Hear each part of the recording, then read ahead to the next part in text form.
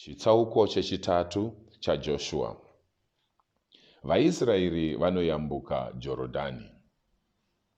Mangwanani Joshua navaIsraeri vose vakasimuka kubva paShitimu vakaenda kuJorodhani pavakavaka misasa vasati vayambukira mhiri.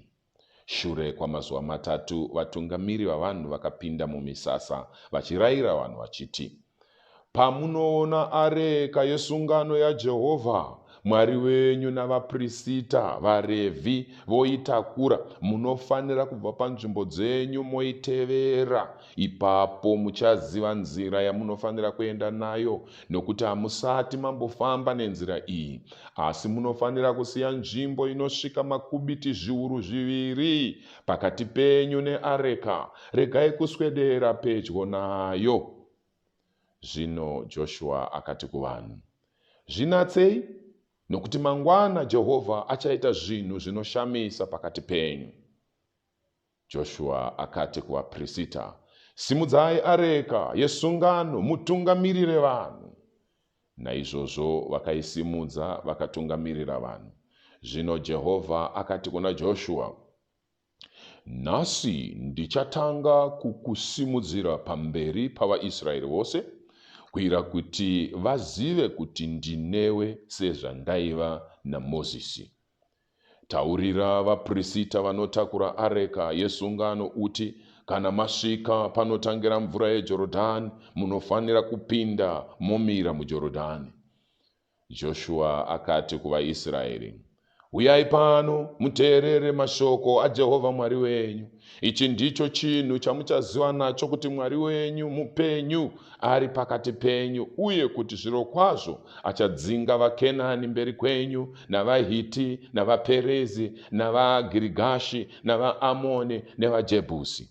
Tarirai, areka yesungano yaShe wenyika yose ichakutungamirirai pakuyambuka Jorodhani. Naizvozvo sarudzai varume 12 kubva kumarudzi avaIsraeri, mumwe chete kubva kurudzi rumwe norumwe, uye vaprista vanotakura areka yaJehovha Ishe wenyika yose. Pavanongotsika netsoka dzavo muJorodhani, mvura yarwo inoerera ichibva kumusoro ichamira yoita murwi. Naizvozvo vanhu pavakasimuka kubva pamisasa kuti vayambuke Jorodhani, vaprista vakanga vakatakura areka yesungano vakavatungamirira. Zvino Jorodhani runogara ruzere nguva yose yokukohwa. Asi vaprista vakanga vakatakura areka pavakangosvika paJorodhani, tsoka dzavo dzichitsika kumucheto kwemvura, mvura yaibva kumusoro yakabva yamira kuyerera. Yakaungana ikaita murwi iri kure chaizvo, paguta rinonzi Adhama pedyo neZaretani. Mvura yaiyererawo ichidzika kugungwa reArabha, kana kuti gungwa romunyu, yakagurwa zvachose. Naizvozvo vanhu vakayambuka mhiri kwakatarisana neJeriko.